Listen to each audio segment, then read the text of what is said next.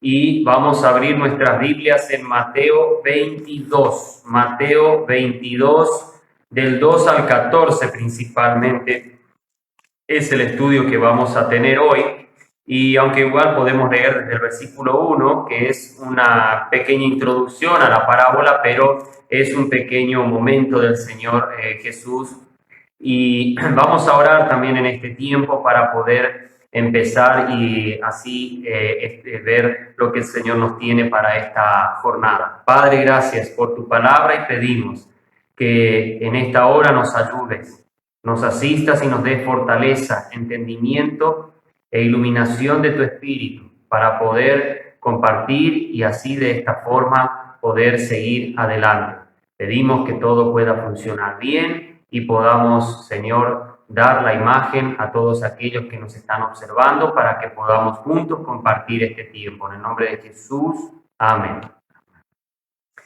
Bueno, vamos a abrir, como decíamos, las Biblias en Mateo 22. Nosotros estamos haciendo un estudio sobre lo que son las parábolas del reino, las enseñanzas de Jesús, como decimos. Estamos en el tercer punto de estudio del tema, el reino de Dios y la nueva Jerusalén. Ese es el título general. Ahora, hemos hecho varios puntos en relación al reino de Dios desde la creación, desde la eternidad, y también estamos haciendo, se hizo sobre la nación del reino, que es Israel, y comenzamos como Jesús, el rey del reino de los cielos, y ahora estamos viendo puntos secundarios dentro de ese tercer punto de Jesús, el rey del reino, las enseñanzas de Jesús sobre el reino. No estamos tocando todas las parábolas que hizo Jesús en Mateo, son bastantes, sino vamos puntualmente a lo que atañe al reino y lo que se relaciona al presente del ministerio de Jesús, a la vida en el reino, tanto como iglesia e Israel debería hacerlo, y vamos al aspecto futuro. Nosotros hoy vamos a estudiar Mateo 22, que es las bodas del Cordero, o lo que Jesús había anunciado, lo que pasaría, lo que sería, pero ¿cómo llegamos a ser aptos para las bodas del Cordero? Hoy vamos a aprender algunos asuntos importantes sobre el tema de la boda del Señor Jesucristo y la iglesia, su esposa, los invitados, quiénes son, cómo se componen y el tiempo de esas bodas también que se sucederá. Esto es algo muy importante en el reino de los cielos, porque se unen los dos grupos principales, o tres, casi cuatro podemos decir, porque vamos a ver grupos que estarán dentro de esas bodas, pero en diferentes papeles. Obviamente, la esposa de Cristo siempre va a ser en la Biblia la iglesia de Cristo, compuesta por israelitas y gentiles, que los dos grupos forman, dice Pablo en Efesios capítulo 2, forman un solo pueblo. De los dos hizo un solo pueblo, y por eso debemos entender que la iglesia es un grupo selecto y aparte de todo lo que es el resto del reino de los cielos. Repito, el reino de los cielos, como hemos dicho desde el principio, abarca todo sobre lo que reina Dios. La iglesia de Cristo solamente es una parte de ese reino de los cielos, pero no es todo el reino de los cielos. Por eso a veces hay limitaciones en muchos creyentes pensando que cuando Jesús o Pablo dicen sobre asuntos del reino de los cielos, no heredará el reino de los cielos, o no va a estar en el reino de los cielos, no podrá llegar al reino de los cielos, y así de este tipo de fraseologías bíblicas, piensan que el reino de los cielos se limita solo al grupo de creyentes o de la iglesia, y no es así. El grupo de creyentes, atiendan bien esta palabra que estoy usando, el grupo de creyentes no es solamente la iglesia de Cristo. La iglesia de Cristo son los que han sido salvados en el tiempo, desde que vino el Espíritu Santo en Hechos 2 hasta el momento del arrebatamiento, son los los que están en Cristo Jesús. Esos son los componentes de la iglesia. Pero los creyentes en la Biblia son también los del Antiguo Testamento que no son parte de la iglesia de Cristo, y son los creyentes de la gran tribulación que tampoco son parte de la iglesia de Cristo. Por eso la palabra creyente abarca varios aspectos más allá solamente de los componentes de la iglesia. Por eso en esta sección de la enseñanza de Jesús sobre esto de hablar en parábolas que Jesús hacía para explicar el reino, nos va a ayudar a entender que en las bodas del Cordero van a haber varios grupos de creyentes, pero no todos serán los que son esposa del Señor. Muchos por ahí piensan, bueno, creen que están los creyentes, la iglesia se compone por los muertos en el Antiguo Testamento, los muertos ahora en el Nuevo Testamento y los de la gran tribulación. Y no es así, hermanos. La iglesia es un grupo aparte, muy selecto, porque Dios ha escogido que ese grupo de creyentes, desde Hechos 2 hasta el arrebatamiento de la iglesia, que serán los muertos en Cristo y los que vivan hasta ese momento como los creyentes dentro de ese margen, dentro de ese paréntesis, serán los creyentes que se componen o son la esposa de Cristo, el cuerpo de Cristo, Él, la cabeza, según vemos en Efesios 1, y los creyentes, la gente, los hermanos y hermanas en la fe, son los que componen el cuerpo de Cristo, la iglesia. Cada miembro es un miembro del cuerpo de Cristo, cumple una función, pero esto es la iglesia.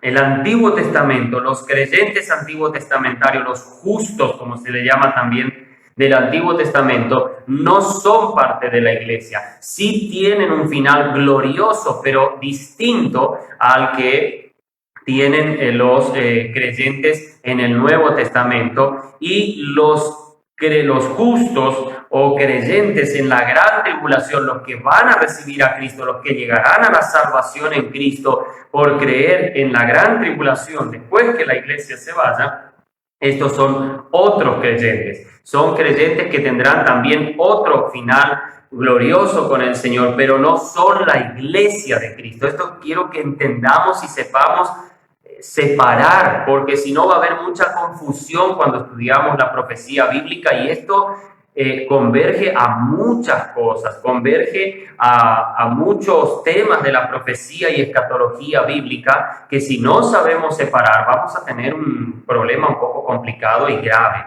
cuando vamos a estudiar. Por eso el reino de los cielos sí engloba, encierra a todos los creyentes, los justos del Antiguo Testamento, los de la iglesia y los creyentes de la gran tribulación. Incluso hay un cuarto grupo de creyentes que no estoy mencionando, y son los que creerán en la época milenial.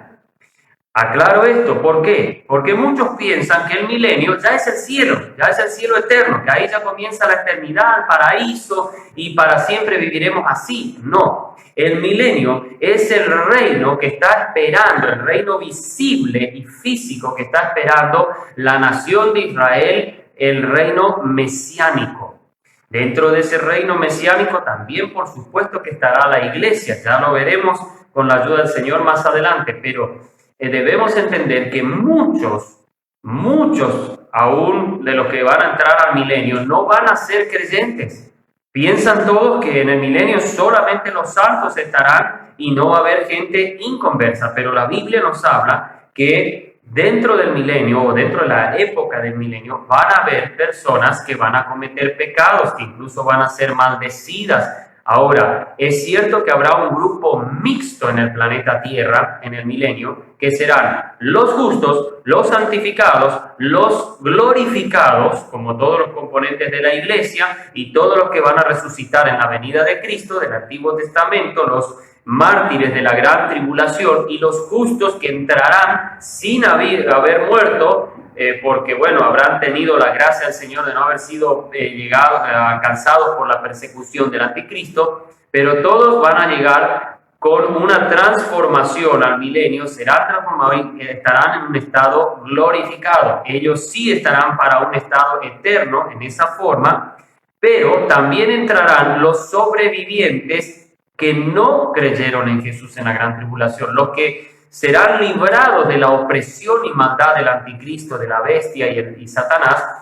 pero tendrán que someterse a la ley divina que será impartida por medio del Rey de Reyes y Señor de Señores. Dentro de esos incrédulos, de los que no son creyentes y entrarán al milenio, muchos en los años del milenio entrarán y comprenderán la salvación en Cristo, comprenderán que aparte de ser el Rey de Reyes, también sigue siendo el Cordero de Dios que quita el pecado del mundo. Esto va a estar identificado con lo que serán los sacrificios mileniales que se cuentan en el capítulo 43 y 46 de Ezequiel, donde habrán lo que se llaman los sacrificios mileniales, que no son propiciatorios, sino son para memoria, son para dar un memorial de lo que fue la obra de Cristo como el Cordero de Dios. Ahora, es cierto que los sacrificios en el milenio estarán limitados a la nación de Israel, el Israel milenial, que va a ser un país grandísimo de lo que es hoy.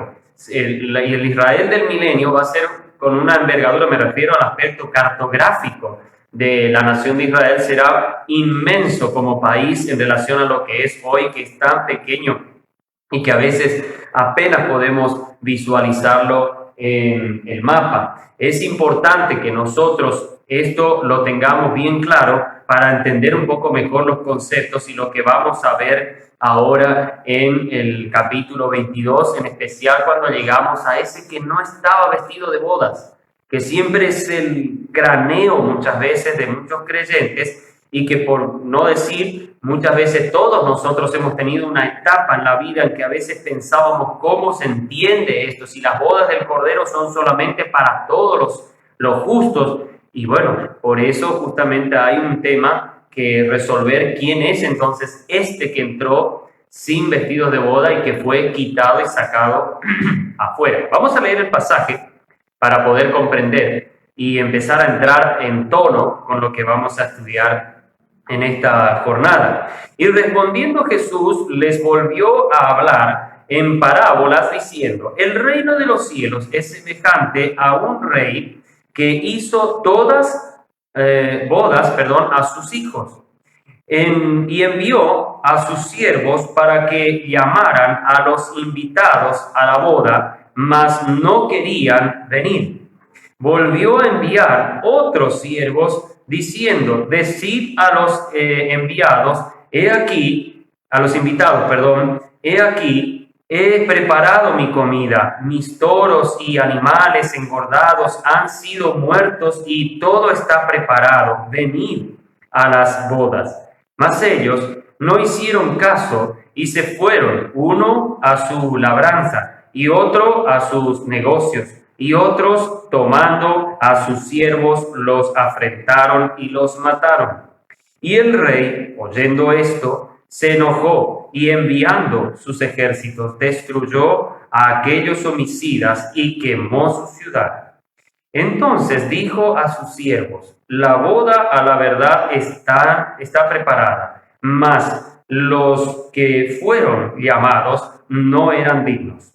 Id pues a la salida de los caminos y llamad a la boda a cuantos halléis.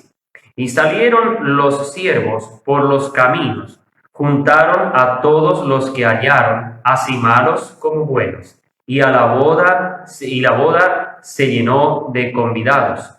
Y entró el rey para ver a los convidados, y vio allí a un hombre que no llevaba vestido de boda. Y le dijo: amigo, ¿cómo entraste aquí sin tener vestido de boda? Mas él enmudeció.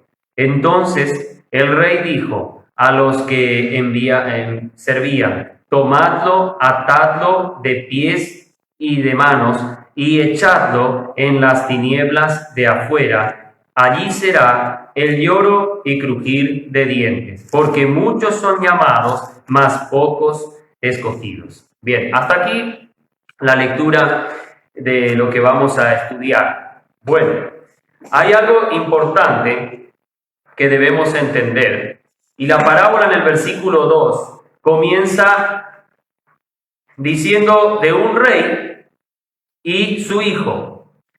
Anotando acá algunas cositas, pongo rey con mayúscula, la primera letra, y lo mismo hijo. Esto es Dios y Jesucristo. Pero habla de bodas, no de boda en singular. La razón es porque la forma en que los israelitas hacían las bodas era en dos pasos: el desposorio y después la fiesta. Esto último cuando el esposo ya había culminado de preparar el lugar de vida, pero el comienzo al comienzo de la preparación era cuando se efectuaba la ceremonia del desposorio.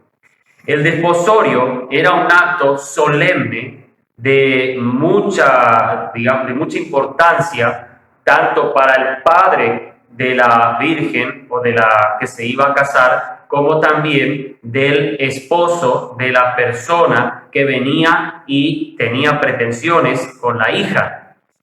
El que se desposaba, se hacía una ceremonia, había un pacto que se hacía también con copas, y también a través de eso el que se desposaba quedaba ligado como casado con esa esposa, pero no podía tener intimidad con esa mujer, con esa que es ahora su desposada, su esposa, porque ya no era ni novia ni era pretendiente, era su esposa de forma legal. Pero el tenerla para él y lograr que ella esté conviviendo con él, implicaba que él tenía que ofrecer y dar garantías que tenía un lugar a donde le llevaría a vivir y que ella tenía un techo en donde se iba a cobijar como una mujer de la sociedad que tiene casa. Para los israelitas, o para lo que es la cultura oriental de Oriente Medio y países asiáticos, esto es muy importante. Hasta el día de hoy se siguen haciendo este tipo de ceremonias. Y hay que entender que los casamientos israelitas no eran como los que nosotros estamos acostumbrados a ver. Los casamientos israelitas tenían estas dos etapas, por eso Jesús comienza a hablar de bodas. Habla no de una sola, porque se hacía el desposorio y después se hacía lo que era la fiesta de bodas, que se componía incluso de ciertas ceremonias con lo que se llamaban las damas de compañía de la esposa o la flamante esposa que se le iba a presentar al esposo, y también tenía 7 días en que se efectuaba la fiesta. Por eso, mientras el esposo iba y preparaba lugar, no sé si se acuerdan lo que dice Jesús en Juan 14, yo voy a preparar lugar para vosotros. Si no fuera así, no lo hubiera dicho. Yo me voy, dice, a preparar lugar para vosotros, obviamente en las moradas celestiales. Jesús, cuando murió en la cruz del Calvario, él pagó el precio por quien sería su esposa, la iglesia. Él primero hizo un pacto en lo que es el aposento de la cena pascual, en donde se había reunido con sus discípulos, y él mismo dijo: este es mi nuevo pacto en mi sangre. Cuando el esposo venía al padre y le decía: ya tengo lugar de vivienda, ya tengo todo, está todo listo, entonces el padre decía: muy bien, tal día comenzará la fiesta de bodas. Esa fiesta de boda no era una fiesta de ciertas horas por ahí como estamos acostumbrados nosotros, sino que el padre tenía la obligación de preparar, mientras el esposo preparaba lugar, el padre tenía la obligación de preparar todo lo que iba a ser necesario para que durante 7 días los invitados tengan que comer, en qué pasar el tiempo y disfrutar de 7 días de fiesta. Imagínense si hoy con la economía que tenemos nos exigen hacer algo de este tipo. Sería algo complicado, ¿no? Hoy nos cuesta a veces hacer 3 horas de fiesta, el dinero no alcanza. Pero bueno, es importante, hermanos, que nosotros entendamos que sin entender esto no vamos a entender por qué Jesús usa la palabra bodas, plural, y no boda. Por estos dos procesos en que se hacían las bodas. Por eso, ahí voy a hacer un paréntesis rapidito.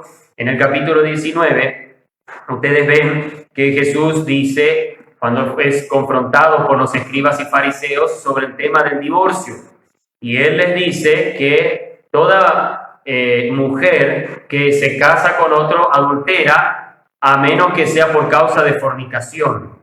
Entonces muchos han tomado que esa palabra fornicación es lo mismo que infidelidad, y no es cierto. Sí es infidelidad, pero en la vida soltera. Pero para los israelitas, si una mujer desposada o un hombre desposado hacía acto sexual con un hombre, en caso de la mujer, o el hombre en caso con una mujer, se hacían dentro de la etapa del desposorio, que podía durar 1 año, 2 años, 1 mes, 1 semana nomás podía durar posiblemente, porque el esposo quizás ya tenía medio un lugar para vivir y era más rápida la cosa. Pero es importante que nosotros entendamos que esa causa de fornicación es porque la esposa o el esposo cometían un acto sexual con otra persona y entonces de esa manera la esposa o el esposo quedaban libres de esa mujer, de ese hombre. Por eso el caso que vemos también en José y María cuando iban a ser Jesús. José dice que quería dejarla secretamente. ¿Por qué? Porque dentro del desposorio, dentro del tiempo del desposorio, José se da cuenta que se embarazó su esposa sin que él la haya tocado. De hecho, la pobre María, asustada cuando el ángel le anunciaba todo esto, dice, pero yo no conozco varón, ¿cómo voy a tener un hijo? Era virgen. José no sabía de ese anuncio angelical a María y por eso quiso dejarla hasta que el ángel también viene y le dice a él, toma a María tranquilamente porque lo que ella tiene es concepción del Espíritu Santo, es algo, una obra de Dios. Le explicó todo a José. Pero fíjense que si van al capítulo 10 de Juan, se le hace ver a Jesús como que él era hijo de fornicación. Nosotros no somos hijos porque el chisme en la población de Nazaret y alrededores, y llegó eso hasta Jerusalén, era que Jesús había nacido de un acto de fornicación de María y que no era de José. Y es cierto que no era de José, pero María nunca había concebido por otro hombre, sino por obra poderosa del Espíritu Santo. Esto, por supuesto, los escribas y fariseos no sabían. ¿Entendemos? Así que cuando es por causa de fornicación es porque dentro del desposorio sucedía una vileza, como lo llama Dios en el Antiguo Testamento, y por eso entonces el hombre, como nunca había tenido todavía intimidad con su mujer, o viceversa, tenía derecho a dejarla e irse y buscar otra o permanecer por un tiempo más soltero. Así que quería aclarar esto para que entendamos cómo funciona y en qué contexto vamos a leer a estudiar el capítulo 22, esta parte, porque si no entendemos esto, no vamos a entender esta parábola, no vamos a captar qué está queriendo decir el Señor Jesús con esta fiesta, los convidados y demás cosas que se dan.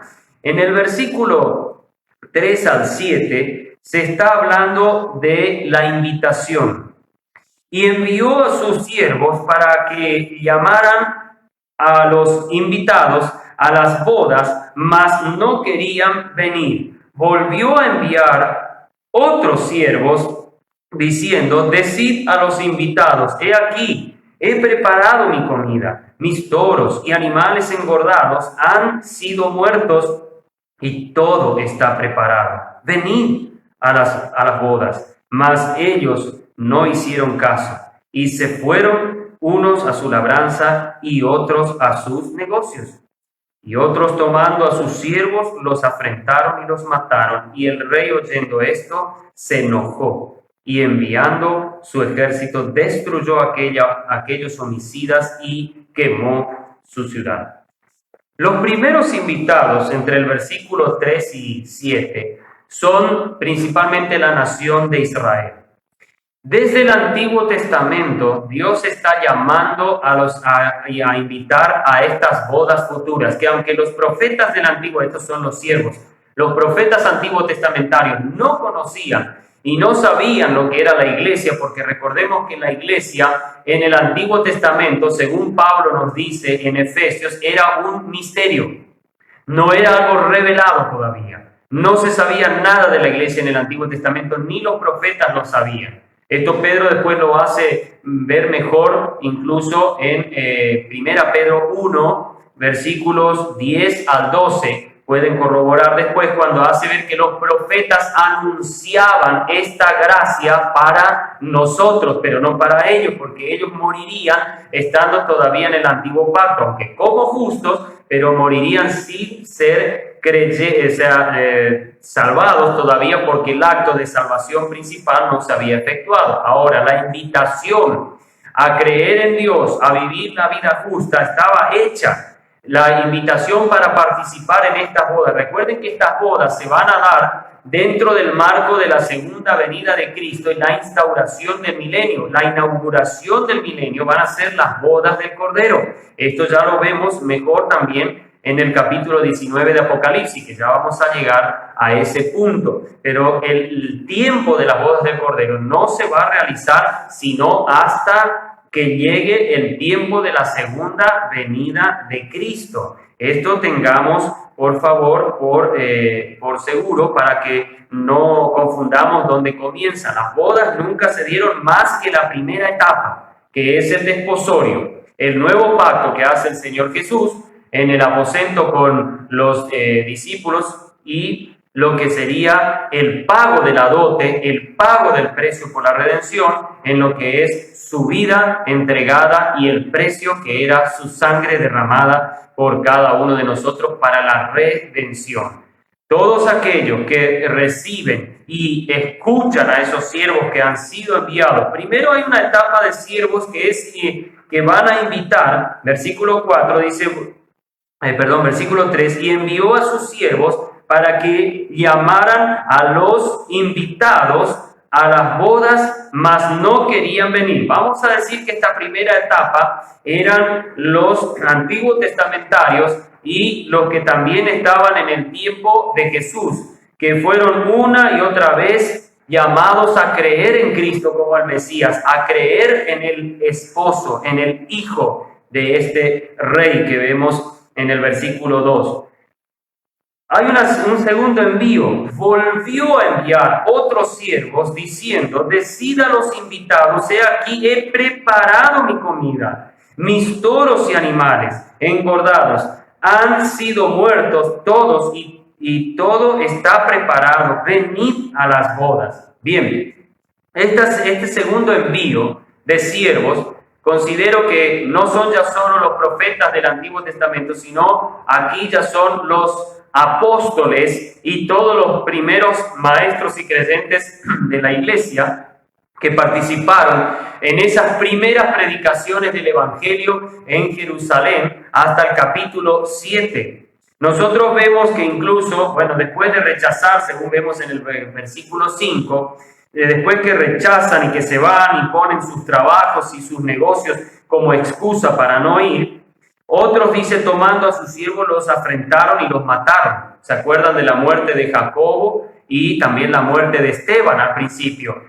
Esto está hablando a los israelitas, esto está hablando a personas que conocían la invitación, sabían que el Mesías vendría, sabían de las señales que el Mesías mostraría para que de esa forma se entendieran que tenían que creer y saber que cuando Jesús haría esas señales, Él era el Mesías. Pero ellos no creyeron, no aceptaron la invitación a entrar al reino de los cielos creyendo en Jesús. Porque desde que Jesús nace en adelante y principalmente cuando empieza su ministerio, la invitación del reino es creer en Jesús. creer en la persona del Cristo que se ha manifestado en carne. Esto es muy importante. Estos hombres no quisieron hacer caso e incluso mataron a varios de aquellos que eran los siervos del Señor y que predicaban el Evangelio, invitando a la gente a recibir a Cristo, a arrepentirse de sus pecados, porque, como vamos a ver enseguida, eso es lo que a nosotros nos da la vestimenta en Cristo. Es importante que entendamos que esta ciudad que se quema es la ciudad de Jerusalén. Y el rey, dice, oyendo esto se enojó y enviando sus ejércitos destruyó a aquellos homicidas y quemó su, singular, su ciudad.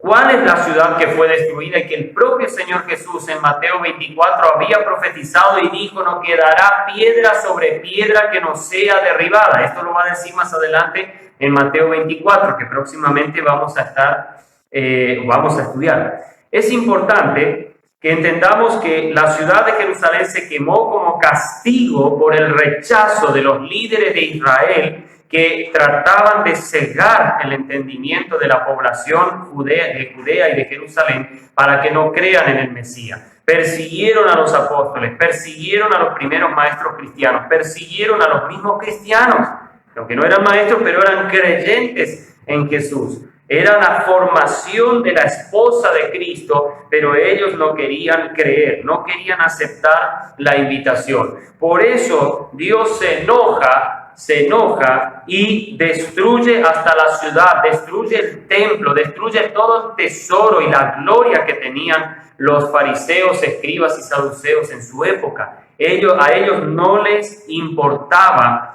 lo que Jesús decía, sino solo su dinero, solo su poder, su influencia y toda la estantería que tenían armada de tradiciones e incluso de enseñanzas para que ellos sean vistos por los demás.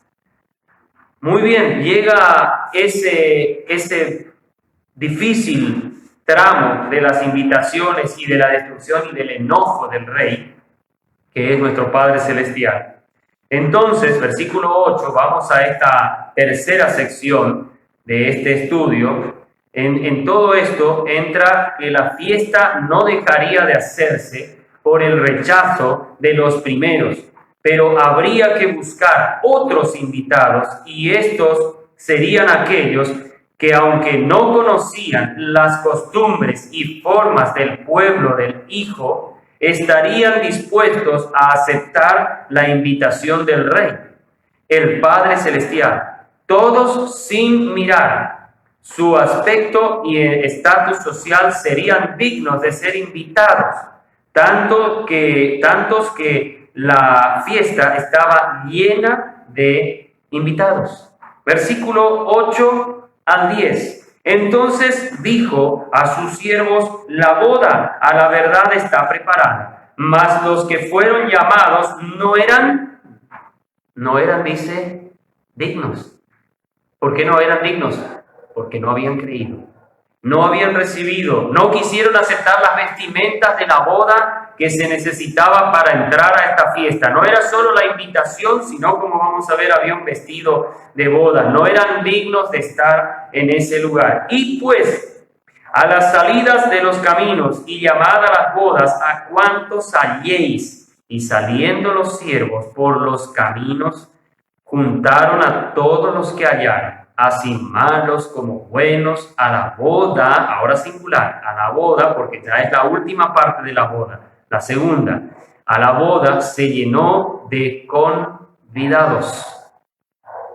Bueno, aquí es importante entender que es el transcurso del reino de los cielos a través de la iglesia, que se está haciendo la invitación por parte de los creyentes a todas las culturas, naciones y pueblos y lenguas que vengan a reconocer el Evangelio y al Rey, al Hijo, a quien debemos reconocer.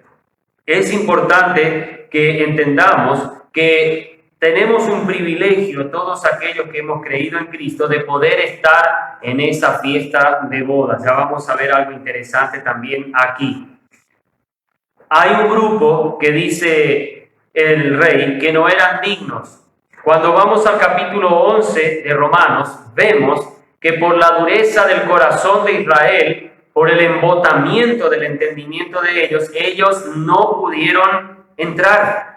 No pudieron, fueron desgajados del olivo, no de la raíz, pero del olivo, de la planta, pero no de la raíz. Cuidado acá. Atiendan bien cuando leen Romanos capítulo 11, porque hay que tener en cuenta que la raíz siempre está.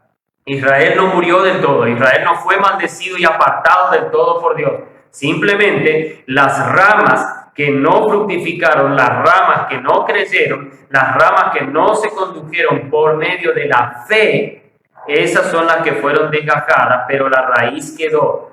Israel como nación y pueblo escogido siempre sigue, siempre permanece y volverá a brotar, como dice el Señor Jesús en el capítulo 24 de Mateo, versículo 32. Y cuando veáis que la higuera brota, sabéis que el verano está cerca. Hay que entender, la higuera, como hemos dicho en varias otras charlas, la higuera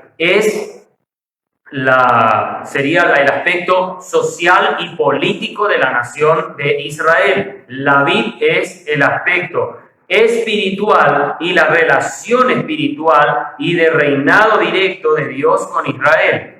El olivo es el aspecto sacerdotal y de proclamación del mensaje de Dios de Israel. Es el aspecto ceremonial de la nación de Israel, y por eso en estos tres aspectos será restaurado al final de los tiempos Israel. Ya en el aspecto social y político, la higuera ha brotado, ha empezado a crecer, porque Israel fue fundada nuevamente como nación. En el aspecto de la vid y del sacerdocio, recién entrará en esa etapa en la época milenial, cuando esté restaurada bajo el nuevo pacto que se habla en el capítulo 31 de Jeremías, versículos 31 al 34. Pero mientras tanto se espera ese tiempo, ese paréntesis de la iglesia, la invitación está llegando a muchos para que puedan ser, sí, dignos de participar y que se junten todos para ese tiempo, para que puedan llegar a ser parte de la fiesta de boda y de los convidados. En el versículo, cuando vamos al versículo 11, nosotros vemos algo interesante. Vamos a volver enseguida a esta sección que estábamos recién hablando. Y entró el rey para ver a los convidados y vio allí un hombre que no llevaba vestido de bodas y le dijo: amigo, ¿cómo entraste aquí sin tener vestido de boda? Mas él enmudeció. Entonces el rey dijo a los que servían: tomadlo, atadlo de pies y de manos y echadlo en las tinieblas de afuera. Allí será el lloro y el crujir de dientes. Bueno, paramos aquí. Este ha sido un pasaje bastante complicado siempre de entender y captar, pero vamos a ver algunas cosas que son importantes también aquí. Un tema es que este amigo, como le llamó el Señor, como le llamó el rey, este amigo que él pregunta: ¿cómo entraste? Hay que saber una cosa. Él lo primero que fija en el versículo 11, cuando viene el rey, es que le dice que no vio que él llevaba el vestido de bodas. Eso fue lo que no permitió que ese invitado siga en la boda, siga como parte de los convidados. La pregunta es: ¿por qué tan importante el vestido? ¿Cuál es la razón que el vestido sea tan necesario tener en cuenta? En Apocalipsis, capítulo 19, versículo 8, dice algo muy importante respecto a esto. Y aquí estamos en el entorno y en el contexto de las bodas del Cordero.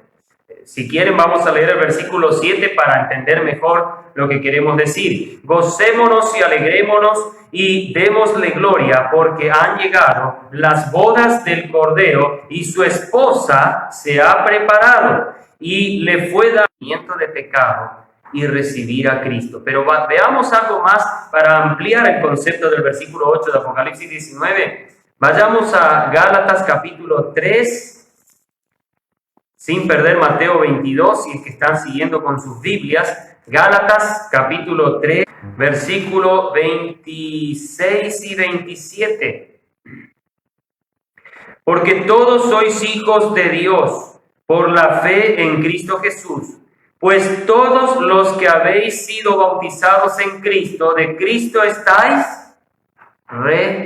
revestidos. Estáis revestidos.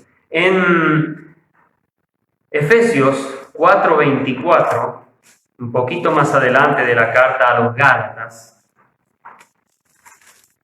dice algo también bastante bueno que nos puede ayudar. Versículo 24 del capítulo 4 de Efesios. Y vestiros el nuevo hombre que es creado según Dios en la justicia y la santidad de la verdad. Capítulo 19, versículo 8, dice que las justicias, en lo que simboliza, el lino fino, blanco y resplandeciente, son las obras justas, las justificaciones que tienen los santos. Es importante entender y comprender eso para poder saber de qué se trata lo que en la parábola de Mateo 22 está diciendo, que el rey mira que no tenía vestido de boda. ¿Quién era este? Recordemos que estamos en el tiempo de la segunda venida de Cristo. Después que el Señor destruya a todos los enemigos, destruya a todos los impíos y sea encadenado Satanás, entra un tiempo glorioso en que se hace esa fiesta de boda. El desposorio, repito, se efectuó cuando Cristo murió en la cruz del Calvario. Lo que sería el pagar el precio por la esposa y en lo que es, digamos, hacer el pacto con el Padre por la esposa, ya se hizo. Esa etapa está hecha. Lo que falta aún es la fiesta. Esto todavía no ha llegado porque el Señor Jesús sigue preparando lugar para nosotros. Cuando Él culmine y el padre, que esto era una costumbre también en Israel, cuando el padre del esposo decía, ahora sí, puede decir, ahí vendrá por su esposa. Su esposa será llevada y será preparada por un tiempo de años, por supuesto, hasta que termina la gran tribulación. Será preparada, será vestida y será presentada gloriosa, hermosa y bella, como vemos en Apocalipsis 19, 7 y 8. Será presentada al esposo y de ahí entrará lo que será la fiesta. Hay que entender que hay una parte de la ceremonia entre el desposorio y la fiesta de bodas, que es la presentación de la novia, o mejor dicho, de la esposa, porque para ellos no hay novia. En Israel no existe lo de novia. Para ellos es desposada y ya es directamente esposa. Cuando la esposa es presentada, también hay una ceremonia importante, porque primero, rodeada la esposa viene por lo que llamamos damas de compañía o doncellas que la acompañan y que la traen al esposo y la presentan con un velo. La presentan y ella ahí recién es desvelada frente a su esposo, y todo esto abarca una ceremonia que lleva un buen tiempo hasta que aparece, porque el esposo puede ser que tenga que esperar a veces hasta un día para que su esposa sea presentada delante de él. Todo es con un aspecto sugestivo a lo que es no la ansiedad del esposo, pero a veces la esperanza y paciencia. De alguna manera también nosotros esperamos al esposo y queremos que él se presente ante nosotros para llevarnos a su presencia, pero hermanos, la iglesia será presentada sin mancha y arruga durante ese tiempo de años que será desde que la iglesia se vaya hasta que el Señor venga. La iglesia estará preparándose para esa presentación en la fiesta de bodas. No es que el Señor no la verá, pero sí esperará hasta ese tiempo de la fiesta para realmente,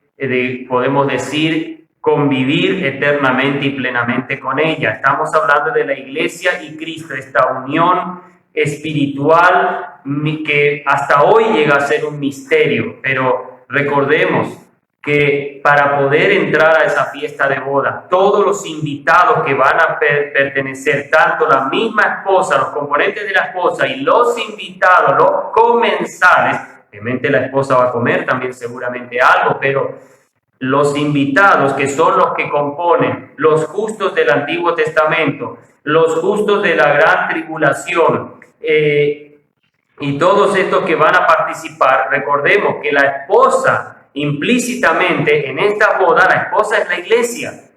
Jesús no menciona la palabra iglesia como la esposa, pero está mencionando que hay una boda, y obviamente la boda es del Hijo y esa esposa que implícitamente está en la parábola, y es la iglesia de Cristo. Pero los invitados y convidados son los que compondrán estos dos grupos de creyentes, Antiguo Testamento, los israelitas que murieron y que murieron, podríamos decir, como los justos, y también los que murieron en Cristo en la gran tribulación, pero que los que mueren en la gran tribulación no son, repito, parte de la iglesia, sino que también serán parte de esos convidados, de los que se revistieron de la obra de Cristo en sus vidas, de la obra de salvación, de la obra de justificación, santificación y redención. Todo esto ha ocurrido en ellos y por eso pueden entrar y ser convidados. La pregunta entonces es, ¿cómo entró? Si supuestamente solo los salvos, solo los justificados, los redimidos pueden entrar, ¿cómo entró este? Recordemos, repito, el contexto en el que se hace, el entorno y el tiempo en que se hace la fiesta de bodas va a ser en la segunda venida de Cristo y después que sean vencidos todos los enemigos del Cordero y del Rey de Reyes y Señor de Señores. ¿Qué quiere decir esto? Que muchos llegarán a Jerusalén y se acercarán y querrán entrar a esta fiesta y posiblemente sean israelitas que llegarán, que están muy cerca y como creen que es algo que está pasando en Israel, todos pueden entrar. Sin embargo, serán israelitas que sobrevivirán la gran tribulación, pero como incrédulos, o posiblemente si no son israelitas, porque es cierto que Romanos capítulo 11, versículos 25 y 26 dice que vendrá el libertador de Sión y todo Israel será salvo, pero será salvo como nación. Pero también posiblemente, si vamos al nuevo pacto de Jeremías 31, posiblemente sean salvos también espiritualmente, porque dice que escribirá su ley en sus corazones. Ahora, si esto es así, entonces posiblemente el que va a entrar a la boda va a ser una persona no israelita que al ver la fiesta, al ver el agasajo, al ver la cantidad de gente, pues esto va a ser una fiesta inmensa, hermanos. Esto va a ser algo gigantesco. Ni una fiesta de bodas en el mundo ha tenido tanta gente porque va a ser compuesta por millones de personas. Posiblemente esto capaz usted no lo ha pensado y no se habrá percatado del tamaño de fiesta que será las bodas del Cordero. Esto no va a ser cualquier cosa. Entre tanta cantidad de gente que va a estar, posiblemente este filtrado o algunos filtrados entrarán, pero no entrarán con haber sido salvos y creídos en Cristo como Salvador. No están revestidos de la obra de Cristo en sus vidas, en sus corazones, y por eso no serán dignos de entrar a esa fiesta. En la fiesta de boda no entran todos los sobrevivientes y que van a quedar en el milenio, para nada. Los que van a entrar a la fiesta de boda solamente serán los justos, solamente los que se han revestido de la obra de Cristo, tanto del Antiguo Testamento como los sobrevivientes de la gran tribulación que han creído en Jesús y que hasta han muerto de Jesús en la gran tribulación. Todos ellos sí entrarán y serán aceptos porque están vestidos de boda, están con el revestimiento de Cristo. Una de las tradiciones antiguas en Israel y en Medio Oriente es que muchas veces cuando las familias eran ricas y eran potentados, lo que se hacía era que ellos daban la ropa con la que tenían que entrar, porque a veces venían gente de diferentes clases sociales, pero por ser familiares o por ser amigos, por ser conocidos, por diferentes razones. A veces no todos tenían el mejor vestido para presentarse. Entonces, los que oficiaban la boda, las familias encargadas de la boda, la del padre y la de la esposa, mejor dicho, la del esposo y la esposa, lo que hacían era dar la vestimenta y con esa vestimenta se tenía que entrar. Si no se entraba con esa vestimenta, entonces eran rechazados los invitados porque no se pusieron la ropa establecida de antemano con la que tenían que entrar a la ceremonia. O si los invitados, los que oficiaban la boda, la fiesta, decían: queremos que vengan con tal y tal colores de túnica, de capas, que vengan con ciertos apliques, los pendientes de las mujeres tenían que ser así, así, lo que sea. Bueno, cuando se especificaba una forma en la que se tenía que venir a la fiesta, todos los invitados tenían que cumplir. Cuando no lo hacían, directamente no eran recibidos. Dios estableció que para participar como convidado, para ser parte de la esposa de Cristo y para participar como convidado a todos estos grupos, los creyentes en Cristo en la iglesia, los justos del Antiguo Testamento y los que sobrevivirán la gran tribulación como justos y creyentes en Cristo, todos ellos tienen una vestimenta. Obviamente a la iglesia se le ha dado esa vestimenta y por supuesto a los sobrevivientes de la gran tribulación y a los justos del Antiguo Testamento también, porque todos de alguna manera murieron en la fe en Jesucristo, la fe en las promesas de Dios en Cristo. Entonces todos ellos entran, pero muchos que sobrevivirán, que no serán cristianos, querrán entrar, que no serán creyentes, querrán entrar a esa fiesta y serán echados. Serán quitados de la fiesta porque no llevan el vestido de boda. Fíjense, aquí sin tener vestido, no vestidos, vestido de boda. Mas él, dice, enmudeció. El quedarnos quieto, el quedarse quieto de esta persona sencillamente para el Señor le dio a entender que esta persona jamás había tenido a Cristo en su corazón, jamás había creído en el Mesías y no le interesaba. Entonces el rey dijo a los que servían: tomadlo, atadlo de pies y manos y echadlo en las tinieblas de afuera. Allí será el lloro y el crujir de dientes. Ahora, no dice que él fue echado al infierno.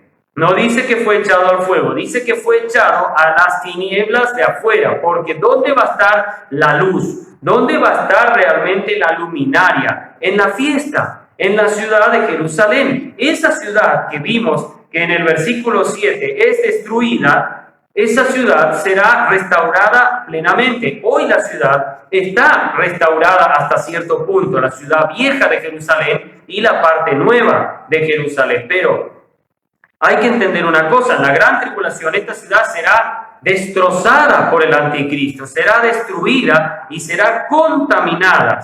Habrá un sacrilegio en el templo de la gran tribulación por el anticristo cuando se siente en ese lugar que pertenece solo a Dios, y él se sentará y hará blasfemias contra el Dios del cielo. Ahora, cuando esto suceda, quiere decir que la ciudad de Jerusalén va a ser lo peor que va a haber en cochinada, en inmundicia y en lo que es asquerosidad espiritual. Porque de alguna manera se volverá a vivir lo que se vivió en la época de Antíoco Epífanes en la diáspora, cuando sacrificó una chancha en el altar. Para volver a santificar el templo costó mucho. Por eso es importante que nosotros entendamos que la ciudad de Jerusalén será santificada y ni una persona, dice la profecía de Ezequiel, ninguna persona inmunda podrá entrar en ella, ninguna. Y para Dios, una persona inmunda no quiere decir que sea una persona de mal andar, una persona quizás que no sirve para nada, una persona que tiene una conducta muy inmoral. Una persona inmunda para Dios es alguien que no tiene a Cristo, no ha sido revestido por la persona de Cristo en su vida, no tiene el sello del Espíritu Santo.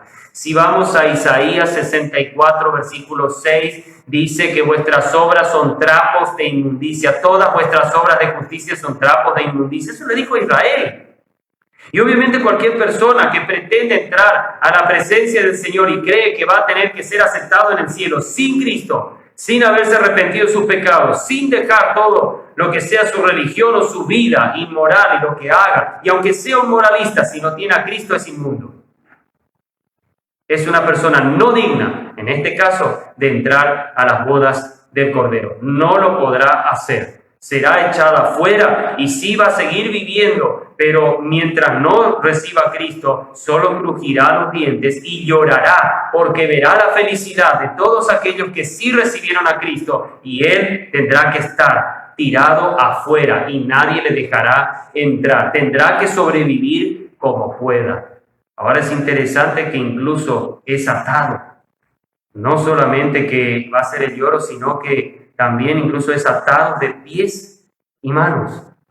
No tiene posibilidad de entrar, no le va a dejar, no va a tener cómo hacer porque no va a poder caminar porque está atado, no va a poder moverse, no va a poder pedir ayuda porque está con las manos atadas. Dios no quiere a nadie que no tenga a Cristo en las bodas del Cordero. Hoy está amando y está llamando, hoy está diciendo: vengan, está la fiesta preparada, vengan, pueden acceder, pero terminará el tiempo de la invitación.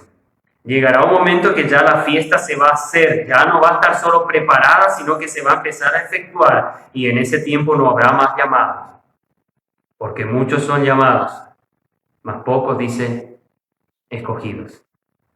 ¿Quiénes son esos escogidos? Los que al llamado, a la invitación, recibieron a Cristo, recibieron el perdón, prefirieron arrepentirse de sus pecados. Fíjense que la mayoría de los invitados aquí son gente que fueron llamados, que fueron buscados por las calles, fueron malos y buenos. Todos ellos llegaron ahí. Nadie miró su estatus social, su cultura, su intelectualidad. Nadie miró de qué país eran, de qué familia provenían. Llamaron al que estaba en la calle, a quien sea. De esto se compondrá la gloriosa boda que hará el Señor cuando llegue su momento. Hermanos, demos gracias a Dios que somos incluso parte de un grupo selecto, la Iglesia de Cristo, que no solo es escogida, sino que es amada por Cristo, que a pesar de sus fracasos y sus fallas, Cristo la sigue amando, y según Efesios 5, la presentará sin mancha y arruga, gloriosa en los cielos. Demos gracias a Dios por su paciencia, por su amor tan grande para con nosotros, con que nos amó y nos dio la posibilidad de ser hijos de Dios, de estar revestidos en Cristo y seguir viviendo ese hombre creado según Dios.